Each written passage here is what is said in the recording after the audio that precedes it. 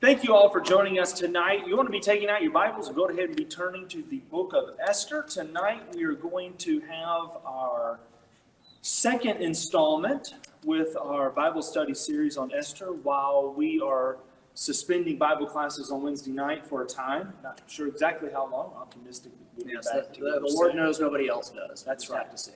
Hopefully we will be back together very soon. In the meantime, Matt and I will be here each Wednesday night, 7 o'clock. Central Standard Time. Just so. I've noticed that we've got a few people who watch that are outside of Central Standard Time, so I thought I would start noting that. Yeah, so that would be 3 in the morning, Greenwich Meridian or something. Whatever you say, buddy. Perfect. So, yeah, if it's 3 in the morning where you are, thank you for staying up. But, 7 o'clock Central Standard Time, we will be studying the book of Esther. Tonight, we plan to do the first 3 chapters. So let's go ahead and be turning over there. Matt, we introduced the book of Esther last week. Real quickly, just give me a few of the unique highlights of the book. Maybe give me your top 3 that we need to consider as we go into tonight's study. It's unusual in a lot of different ways. This is one of, I think, about 2 books of the Bible where the title character is a woman. Okay, yeah. It is also one of 2 books of the Bible where God is not mentioned. What's the other one? Song of Solomon. Song of Solomon, all right.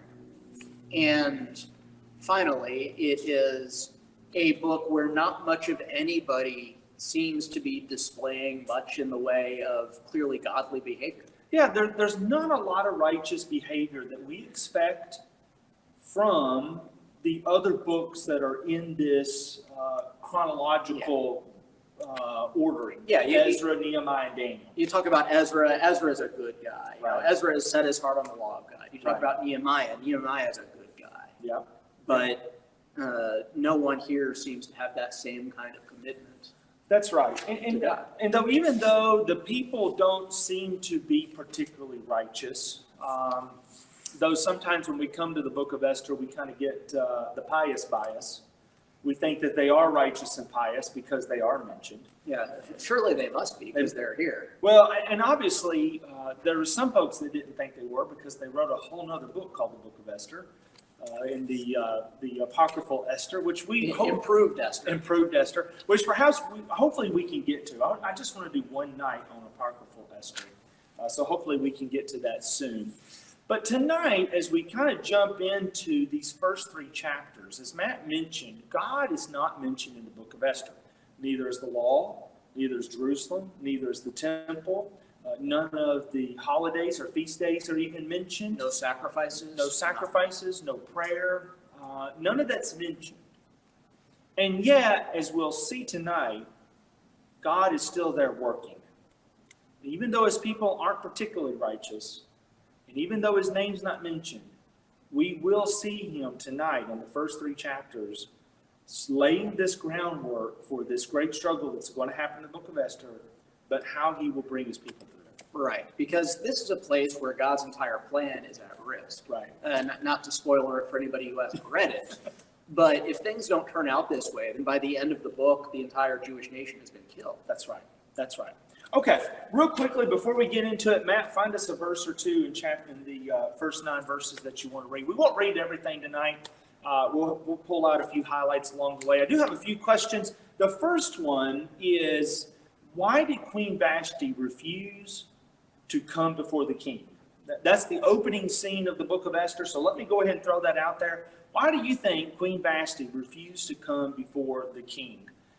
It's an important decision that she made. Because that really sets up the whole scene for Esther to come onto the stage. All right, Absolutely. real quick. Yeah, let's do some scenes. Hang on, let me do one thing real quick. Don't make a joke. Okay, no jokes. Would you hit that share button?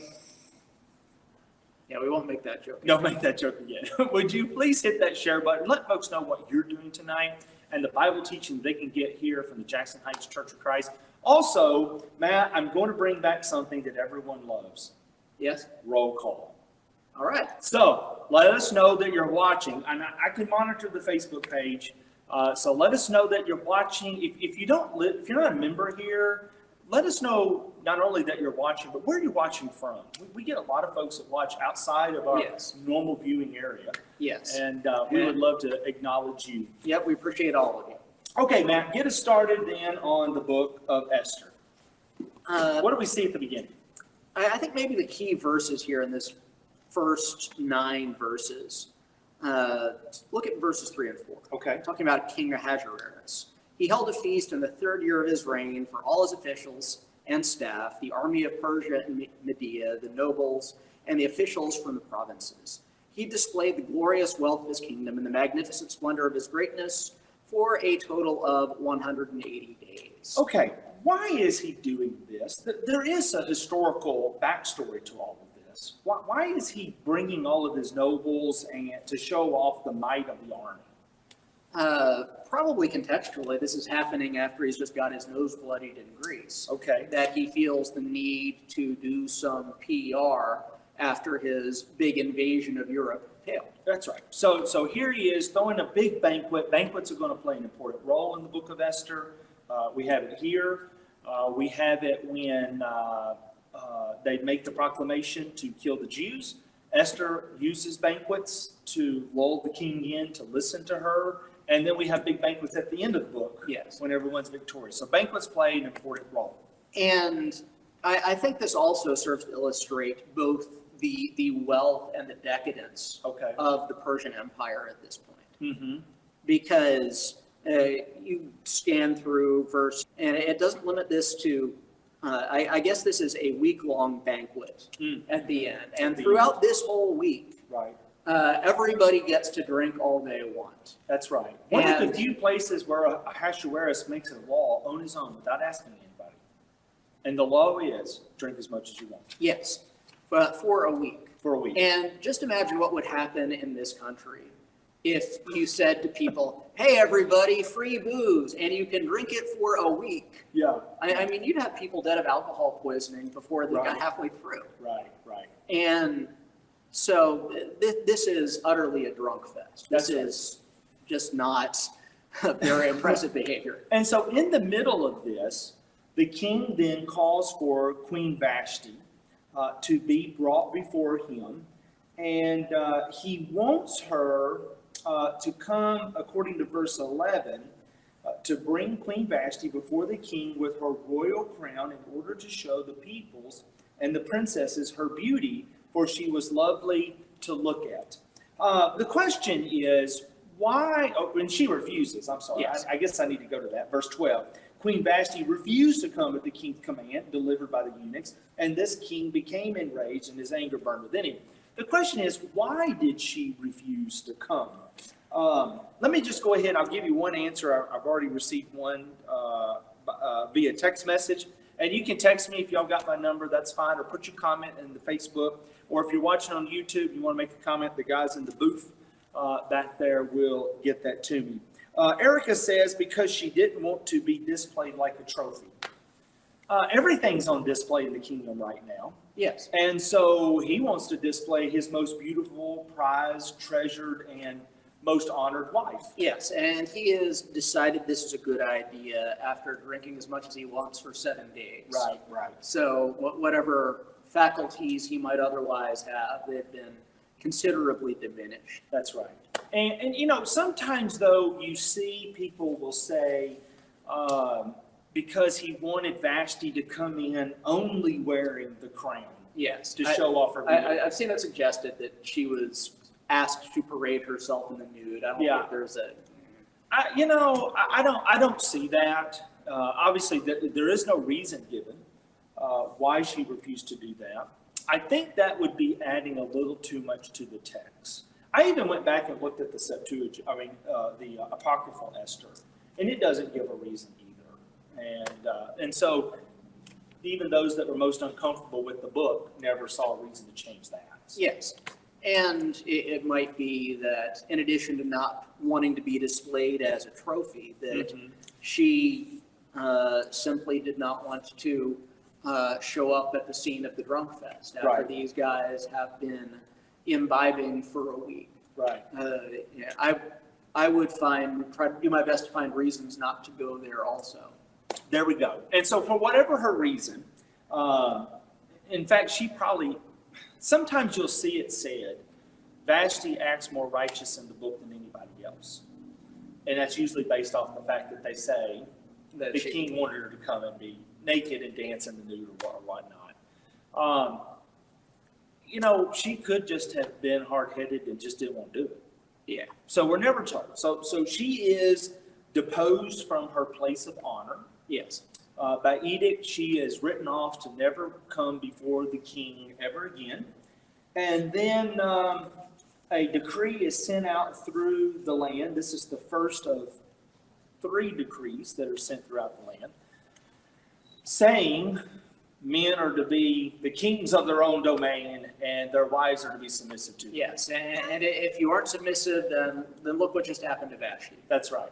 So, this is more reasoning while drunk. This is Ahasuerus' big idea when he's all mad about it. That's right. Okay, can we go to chapter 2? Yep. Okay, let's go to chapter 2. And so our next question is, how does Esther enter the story and become queen? Because really, that's what is all here in chapter 2. Right. A thought, did she do this voluntarily? So did they have a sign-up sheet and say, okay, anybody who wants to sign up to be the queen has to meet all these requirements, sign up here? Or was she taken captive to be the queen? Just a thought, what do y'all think? Did she do this willingly, or was she, quote unquote, taken captive and forced to be in the harem? And now we're going to bring back, if I can get my phone right, we're going to bring back everybody's favorite, the roll call. I almost gave you a drum roll. Okay. Isaac gives a drum roll. All right. Jane is watching, Debbie and Chris and Dennis and Margie and Dave and Marissa and Joyce and Matt and Barbara and Aloha and every time I just want to call her Janet. Yes. Yeah, don't do that. And Lynn and Erica and Rachel and there's Debbie again and Barbara again and Aloha again and Ashley is watching. Some people are watching us twice. They're watching us twice. That's great. Both eyes. And Al and Kathy are watching, and Melanie is watching, and Shirley is watching. Thank you all for tuning in. Let us know. There's Lynn. She's watching as well. Another Lynn is watching. Thanks for joining us. And let us know who you are, who's watching. If you're not a member here at the congregation, let us know where you're watching from. I love to know that kind of stuff. Yeah, it's always interesting to see what kind of a reach we have. That's right. And I just got one texted to me. And Tammy's watching as well. Good. So thank you, Tammy, for watching. Okay. Queen Vashti is deposed. Yes. And disposed. And disposed of. Disposed of. And we get to verse 1 of chapter 2. This sets the scene. After these things, when the anger of King Ahasuerus was abated, he remembered Vashti and what she had done, what had been decreed against her. Then the king's young men who attended him said, let beautiful young virgins be sought out for the king, and let the king appoint officers in all the provinces of his kingdom to gather all the beautiful young virgins to the harem in Susa, the citadel, under the custody of Hegai, the king's eunuch, who is in charge of the women. Let their cosmetics be given to them, and let the young women who please the king be queen instead of Vashti. And so this pleased the king, and he did so. And this is a really interesting way to do things. Yeah. Because back in the day, of course, arranged marriages were really important. Right. That if you were the king, you didn't just marry somebody because you felt like it. You married because they had a politically powerful family, and that would bring you some advantage as king. That's right. And so it is just really weird that this is the way that Vashti is getting replaced. Okay, so how does Esther come onto the stage then to be one of these young virgins? She does not volunteer. She is collected. Okay, so you read it as being collected. Yes. I was influenced by an older, wiser preacher, and he always asked, when we studied this years ago, he said, I can't understand why Mordecai would have let her do that. And that has been in my mind ever since, until during one class, one of the sisters raised her hand and said, well, I don't think she volunteered. I think they took her.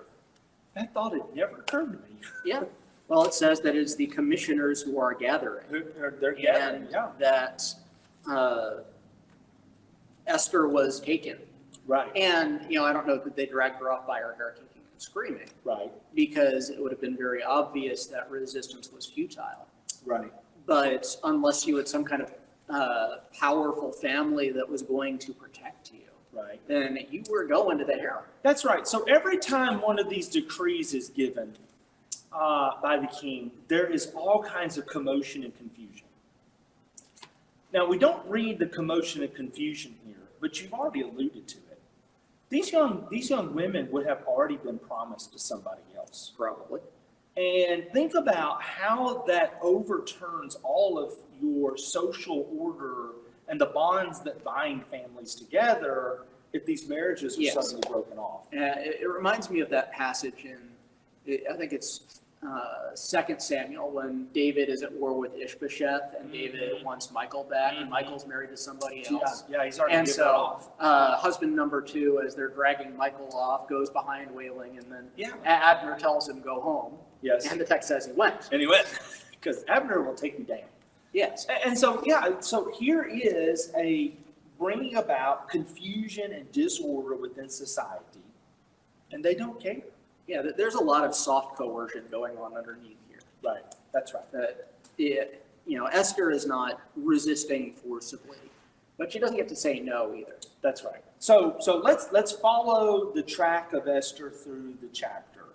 So she is. We find that she is related to Mordecai.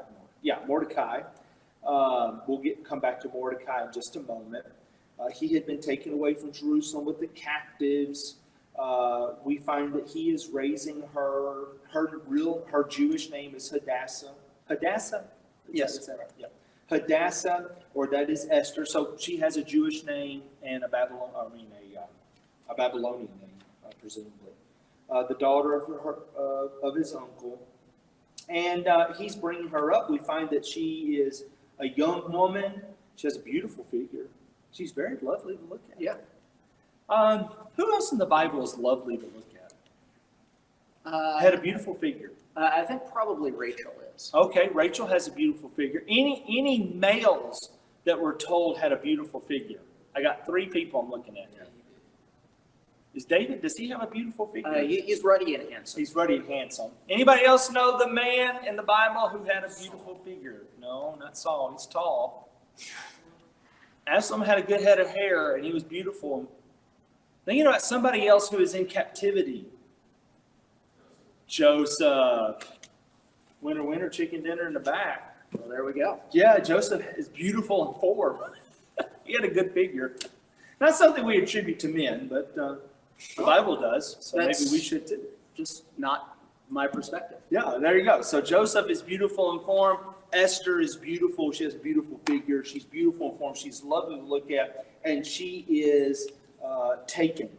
And we're going to read, I guess, in verse 9, 15, and 17, that she finds favor with all these people. 3 times we're told the young woman pleased the man, the eunuch, and won his favor. And he quickly provides for her. Look at verse 15. And when the turn came for Esther to go into the king, or to be with the king, she asked for nothing except what the eunuch had told her. He did this because Esther was winning favor in the eyes of all who saw her. Yeah. So, in addition to being beautiful, she's likable. Yeah, and then verse 17, we get it as well. The king loved Esther more than all the women, and she won grace and favor in the sight more than all the virgins, so that he set the royal crown on her head, made her queen instead of Vashti.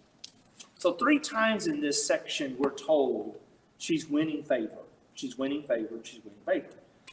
This really puts it within that chronological context of the other Jews that we know about who have been taken into captivity. Yeah. Daniel and his 3 friends win favor. Nehemiah is winning favor. Ezra is winning favor. No, I don't know if it says per se of Ezra, but because of what he's given, Yes. we know he had So favor. somebody likes him enough to give him stuff. That's right. go back to the story of Joseph, because I think there's always a lot of echoes of Joseph. Finds favor wherever he goes. Finds with favor wherever he Potiphar goes. and even in That's prison. right. That's right. That's right. And so we have that going on as well. All right. So how does she become queen? So she's brought in. She's beautiful. She's finding favor with everyone. She gets her turn with the king. Yes. And he decides this is the one. This isn't a Disney fairy tale No. like we talked about last week. No. She is, in words that we're more familiar with, she is a sex slave. She is a part of the harem. Yes. There is no political peace treaties or anything that were sealed with this No. marriage. This is purely her physical appeal that wins her favor. That's right. And she has her night with the king. Yeah. And again, there's not a whole lot of consent as we would think of Right. going on here. Yeah. And that's how she becomes queen. It's not a fairy tale, and it's the most unlikely thing to find in Scripture. Yeah. And it really says something about Ahasuerus that this is how he picks his king. Right. He sleeps his way through all of the young women who are brought to him. This is a really lovely human being. Yeah. And we'll get, if we have time, we'll get to just do a study of just him. And just look at just how bad he is. Okay. That's the story of how Esther gets to become queen. It's not a fairy tale. Yeah, it's pretty sordid, actually. That's right. That's right. Okay, we need to back, so that gets us to chapter 3, and then we're going to back up to verse 5 of chapter 2. Oh, no, I'm sorry. Totally forgot the last part of chapter 2. All right. We've already been introduced to this man named Mordecai. What does he uncover at the end of chapter 2? Well, throughout all this time, he is checking in on Esther. Obviously, he's not allowed to Right. go into the harem because only eunuchs were allowed in there. Mm-hmm. And so he is wandering around the courtyard and uses that, I guess, just looking up at the wall, and maybe Esther or one of her servants is up there and will tell him how things are going with her. And so he's wandering around the courtyard, and he's at the gate. Right. And when he is at the gate, he realizes that two of the gatekeepers are plotting against the king. Right. And he informs on them, and they are taken and determined to be guilty, and they're hanged. That's right. So he uncovers a plot of people who want to assassinate the king. He tells the authorities, those who can take care of those things, the palace guard, and they hang him. They kill him. And the king is saved. And consequently, Esther is saved. And we would then expect Mordecai then gets a big promotion. Gets a medal or something. Yeah, something. What do we read in the next verse? It gets written down. Yeah, it gets written down. And yeah, it gets written down in the record. Have you ever read the congressional record? I've seen them. I may have opened them a time or two. Who reads that stuff? Insomniacs. Insomniac. So this is written down in the congressional record of the Persian Empire, and nobody reads it unless they can't sleep.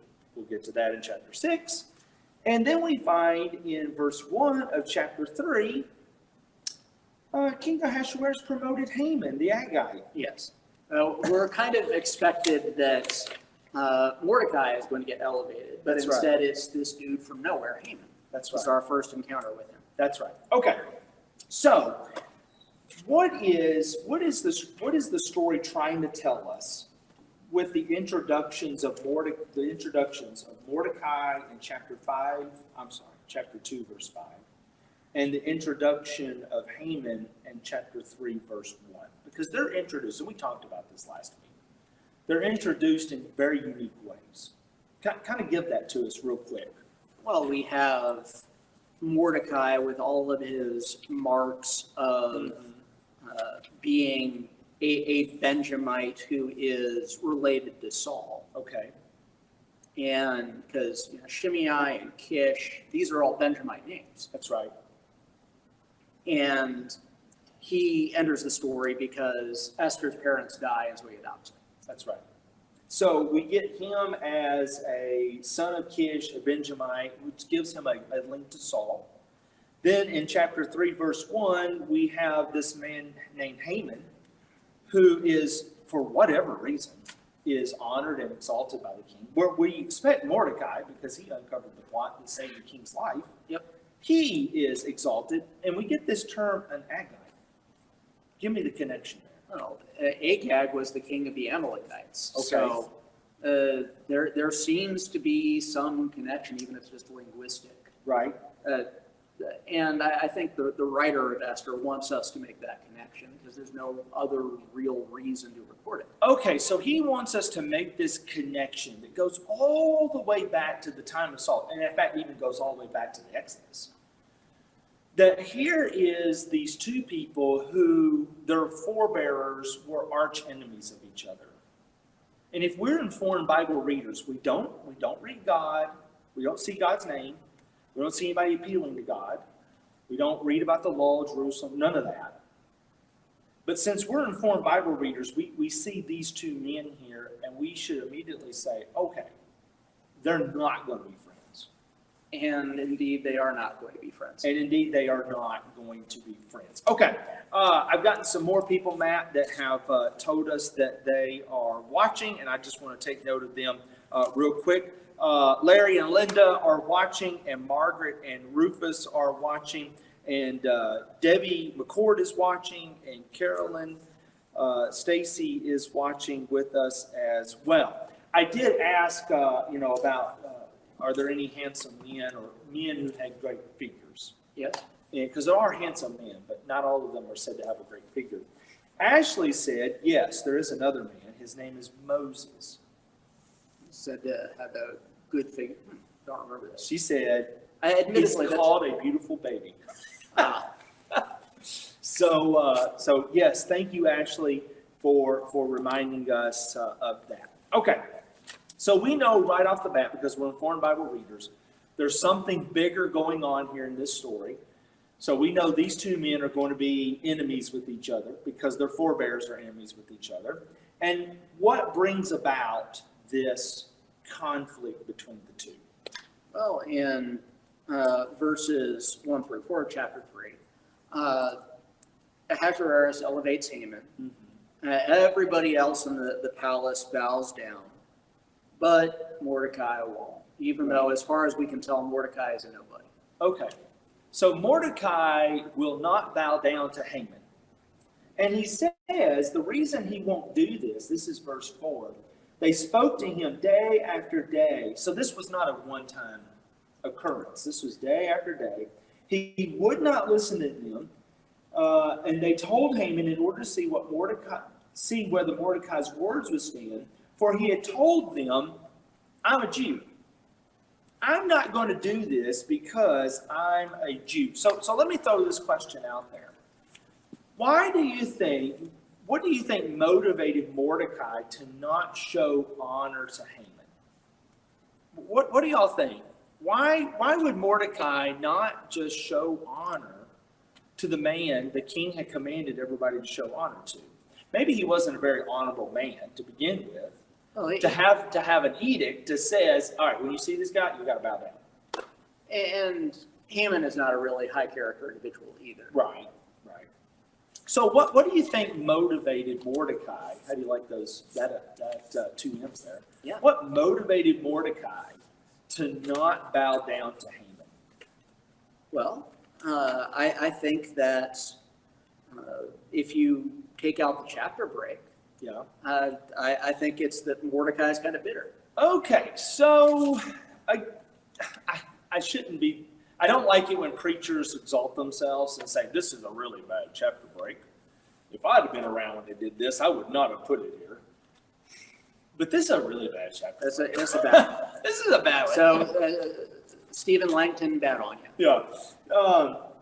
Because what's happening here, let's say you're doing your Bible reading and you're reading chapter 1 and chapter 2, and then you put your Bible down, and the next day you go to do your Bible reading, but you get a phone call.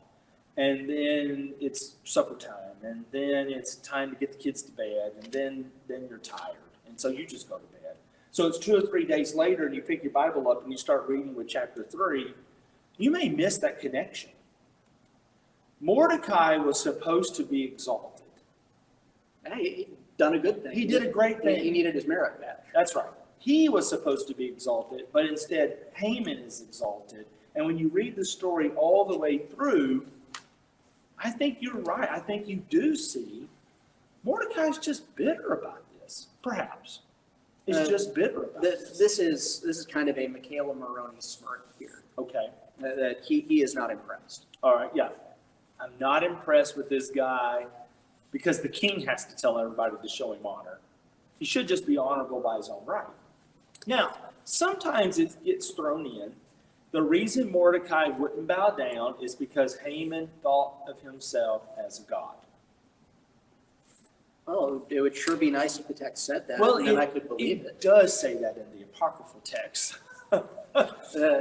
So this is another spot where our apocryphal writers felt like they needed to nudge the story along. That's right, because I think Mordecai doesn't really look very good as part of the story here.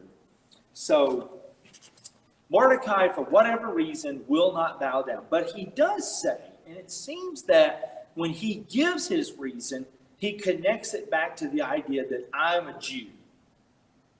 That's why I won't bow down. So is he saying I'm hard-headed? Is he saying I won't do this because I have certain rights and privileges because I'm a Jew? I don't know. But I do know this. He has no problem telling anybody he's a Jew. But what did he tell Esther not to do? Tell people she was a Jew. That's right. So we didn't bring it up in chapter 2 because I knew we would get it in chapter 3. Why do you think Mordecai is willing to tell everybody he's a Jew, but he doesn't want Esther to reveal that she is Jewish? Well, the most obvious reason why you would not reveal your ethnicity is if you thought it would get you in trouble. Okay. You know, the same way that back in the day you had a bunch of like Jewish film stars change their name to Anglo-Saxon last names. Okay. Because, well, if I'm a Jew, then maybe people won't like me as well and want to watch my movies. Right. So this is clearly a PR move on the part of Mordecai for Esther. Mm-hmm. But Mordecai is not nearly as interested in careful PR for himself. Okay. So he thinks he is protecting her by telling her not to reveal her ethnicity, which really kind of cuts against the grain of what we see within the biblical context of the other books. Daniel explicitly says, I'm not going to eat that food because I'm a Jew. Yes. His 3 friends say, we're going to go with Daniel because we're Jews too. Nehemiah says, I need to go back to the city of my fathers. He's telling him, I'm a Jew. Ezra's priest, so we all know that, where his allegiance lie. Yeah. But here she is willing and complicit in this deception to say, I'm not one of God's people. And contra Daniel and his 3 friends who refuse what is offered them and kind of get a little fussed because of it. Right. She accepts what is offered her and wins favor because she's so compliant. That's right. Chapter 2 and verse 9, it says, and the young woman pleased him and won his favor, and he quickly provided her with her cosmetics and her portion of food. And so, Lots of pork. yeah, I mean, I think it's a valid question to ask. And again, if we put the fairy tale blinders on, we really miss that there's a lot of really strange things going on here. Yeah. We read right through the dietary stuff. Right. But to a Jewish reader of this era, I mean, that would have been like a giant, great big red flag. Now, somebody could say, and you brought it up, mostly from the sexual angle, she's been gathered into this. She doesn't really have a choice. Neither did Daniel and his 3 friends. They didn't have a choice either. They were taken captive. Yes. And yet they still made that statement. They carved out that little space for themselves. That's she right. is not carving out any space for herself. That's right. So Mordecai tells her, don't tell anybody you're a Jew.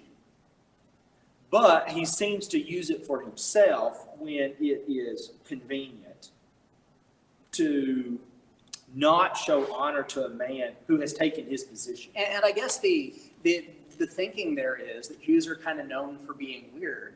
Yeah. So he's going to throw that out there because this is just another weird Jew thing. That's right. And if so, that kind of backfires. Yes, it does backfire because what Haman does then is gets very, very angry. And what's he start to do at verse 7 of chapter 3? What he has decided is, Mordecai is just number one on his dirt list at this point. Right. And killing Mordecai, though, that just doesn't seem sufficient to Haman to assuage this anger that is in his breast. Right. So what he's going to do is he's not just going to have Mordecai killed. He's going to, because Mordecai said, I'm a Jew, so I'm not doing this. Right. So he's going to have all the Jews killed, and that'll show him. Yeah, that'll show him. So, just real quick, in case I forget, Carolyn just texted me and said women had fewer choices and options than men. And that's true. I think that there is a good bit of truth to that. It's just that she shows us a very different dimension than her chronological contemporaries. Yes, and admittedly, even though women were second-class citizens, Right. if you were clever and you were a woman, you could play things. I mean, you preached a sermon on Abigail. Yeah. Was it last month? Yeah, sometimes. Yeah, you preach from Abigail, and there's Right. somebody who is a woman and who yet is able in that situation to have things turn out the way that she wants, whereas none of the men really had their plans go forward. That's true. In that story. And that's, so there are ways if you are clever and determined. Another example there in the wrong direction is Jezebel. yes, that's correct. But Esther, for better or worse, is no Jezebel. That's right. Okay. So he says, I'm just going to kill them all. And so he starts to cast lots, or as it's called, purr. He's going to do that to find the right day in order to execute his plan to execute all the people. Right. Now, what is said, read verse 7 for us of chapter 3. In the first month, the month of Nisan, in King Ahasuerus' 12th year, the pour, that is the lot, was cast before Haman for each day and each month, and it fell on the 12th month, the month Adar. Okay.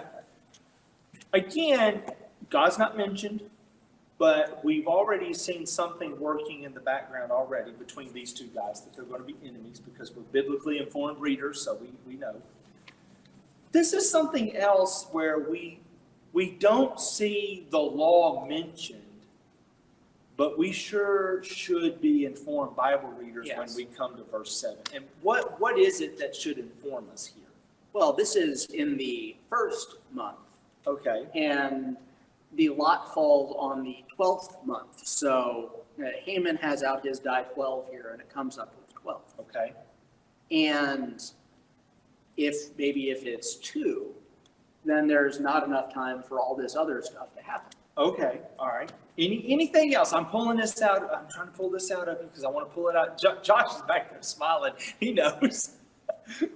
Come on. What is significant about the date in verse 7? Do you know, Josh? No? He was smiling like he did. He was smiling at the die 12. What is, the Dutch one. Okay, I got that. All right, I get it now. What great feast occurs in the first month? It's Passover. Passover. So let's put our informed Bible reader hat on again. We already know there's going to be conflict. Conflict's already presented itself. But what do we learn in verse 7 is actually going to happen no matter what any of the enemies of the Jews try to do. we know it will pass over them. I know we make a deal. People make a deal sometimes. God's not mentioned. The law's not mentioned. But there are these little drops where if we're paying attention, we'll be like, oh, wow, look at that. And I think that's a big one to take note of. Definitely significant for one or the other reason. Yeah. Maybe both. Right. Yeah. And so here I think we should read it and say, okay, this just isn't going to work. Okay, real quick, I got another text message from Carolyn. She said comparing Abigail to Esther is like comparing apples to oranges. Very much so. Very different women. Yeah, different women, some different scenarios. But I think Abigail comes away as very impressive, and yet oddly we don't have this great abundance of women's workbooks about Abigail. that's true. A lot shorter scene there, though. Okay, so they cast lots, everything. He decides on what day. And so he goes to King Ahasuerus, and basically he bribes him with money, right? Yeah. CSB says 375 tons of silver. Now, why would he need that money? Well, I guess if you have just finished feasting for 180 days, then the treasury might be a little anemic. And you just lost one of the largest naval fleets in the ancient world. Yeah, war is very expensive. War is very expensive. Not to go to war. That's right. And so, hey, here's some money I can get put into my hand. I can put into the treasury. And so, verse 10, the king takes his signet ring from his hand and gave it to Haman the Agagite, and the enemy of the Jews. And the king said to Haman, the money is given to you, the people also, to do with them as it seems good to you. And so he gives authority to this man who is very unhonorable. Yeah. And, this is another moment at which, I guess we'll talk more about this next week, at which King Ahasuerus really reveals what kind of a guy he is. Right. I don't even give people my bank account number. Yeah. And yet here we have him giving his signet ring, which means that anything that this guy writes is going to be sealed as though it came from the king. Yeah, just press it down in the wax. This is the king's seal.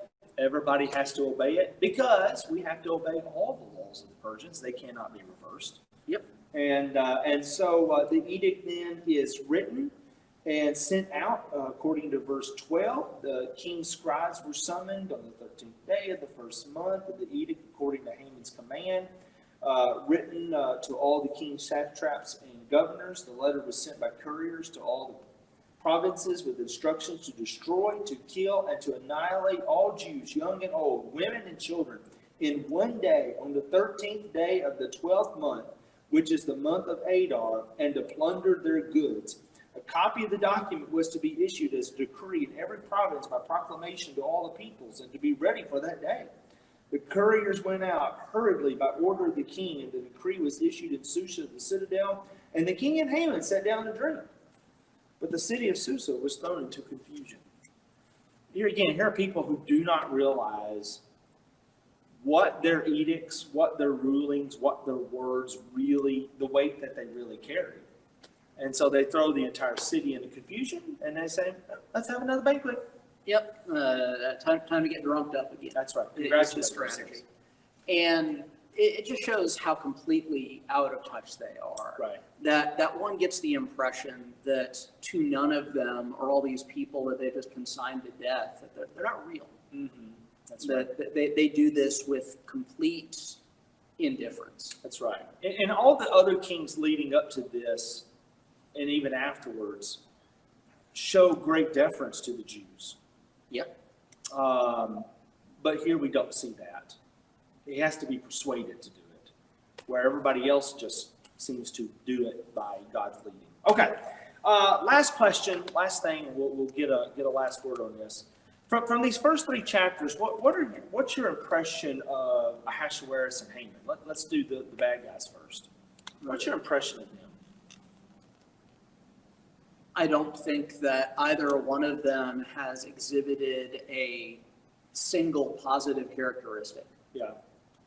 These guys, they are about as low character as you can go. Right. They have these high positions as nobles, and yet there is nothing noble about them. That's right. That's right. Okay, what's your impression of Mordecai and Esther? If you want to quickly weigh in, you can text me or put a comment in. What's your impressions of Mordecai and Esther from the first 3 chapters? Mordecai seems like he's got some arrogance to him. He thinks very highly of himself. Okay. And Esther is a blank slate. Okay. That she's just very passive. Yes, Esther is very passive in the first 3 chapters. Her turning moment is going to come in chapter 4, but in the first 3 chapters, everything's happening to her. Yes. And it kind of goes back to Carolyn's point that she texted a little earlier. You know, women just didn't have a lot of choices, and that's true. Everything is happening to her. But even the choices that she has, she doesn't take. Because when these women go into the king, they're allowed to bring whatever they want with them. Right. She asks, what do I need to bring? Yeah, she has no ideas of her own. She just takes what the chief eunuch tells her to take. That's right. Yeah. And so everything is happening to her. She is not happening to the situation. But Right. that's all going to change in the next chapter. Mordecai, particularly if you read the whole text there, really does seem to be rather bitter and hard-headed when it comes to his relationship with Haman. And so... And in fairness to the guy, he does show concern for Esther. So he's not utterly worthless like Haman and Ahasuerus. Right. I'm having a conversation with somebody. So the question has just come up, how old do you think she is? Well, she was still a virgin when she was taken to the palace. That means that the odds are not very, because she would have been married off very quickly. Okay, give me a date. Give me an age. Teenager, probably. That's 13 to 19. Narrow it down. For no particular reason, I'll split the difference and say maybe 16 or 17 when she's done. 16 or 17. Josh, how old is she? All right, Josh says 14. 14, would you date her? Isaac is sitting over here. I'm pointing to you to say Isaac's sitting here. You know he is. Yes, Isaac's like, oh yeah, I'd take her out. Well, beautiful in form and face. There you go. Very easygoing, likable. Yeah. Carolyn says she thinks that Esther's between 13 and 16.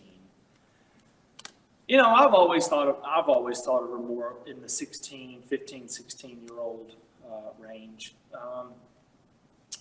You know, it was a different world. So yeah, nobody here though is saying 25. Yeah, and that can certainly go a long way to account for her being so passive. In fairness to her, that's right. Yeah, this is just a kid. Yeah, this is just a kid, and who's away from home in a very strange place. Oh yes, very strange place. And so we do need to give her some leeway on that.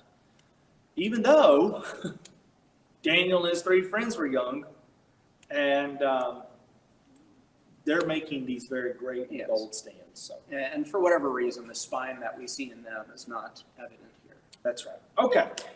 Just real quick, a couple of Jane joined us a little later, and Lauren has a prayer request. She says, when y'all pray, will you please pray for my sweet friend who is grieving? God knows who she is. So those of you watching, would you please take up that prayer request for her? Okay. Do you still have one last word in you? The last word is that to this point in the book, this is a pretty grim book. Right. This is almost tail end of Judges kind of grim. You know, we haven't chopped up any concubines, but this is maybe just a rung above that. Yeah. This is just not a story about godly people anyway. Right. Yeah, I think just right off the bat, we see the uniqueness of this book. You know, God's not mentioned, and yet we see a lot of biblical echoes, a lot of conversation with the other books of the Bible, particularly the Old Testament, that informs us God's not mentioned, but God is there working. Yes. And even though Mordecai and Esther don't seem to be very scripturally literate, Right. the author of Esther definitely is. Yes, that's right. That's right. And so we see that high literary style at work that we talked about last week. And just putting in subtle stuff. That's right. Yeah. The Esther and Mordecai, the heroes of the story, the heroine and the hero of the story. You don't walk away from these first 3 chapters saying, oh yeah, I can get behind them 100%. Yeah, I'm really confident they're going to come through and be heroes of faith. They will, eventually. Sort of, kind of. Depends on which book you read. Yes. Yeah. They'll get the job done as God moves them to get it done. Okay. Thank you all for joining us tonight, and those of you who weighed in.